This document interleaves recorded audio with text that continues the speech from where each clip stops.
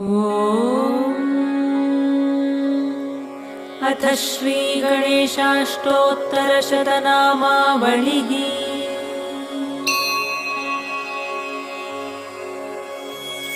ॐ गजाननाय नमः।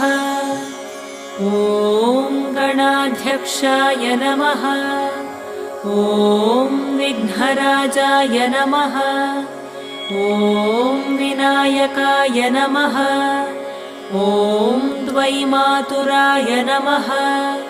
ॐ सुमुखाय नमः। ॐ प्रमुखाय नमः। ॐ सन्मुखाय नमः। ॐ कृतिने नमः। ॐ ज्ञानदीपाय नमः। ॐ सुखनिधये नमः।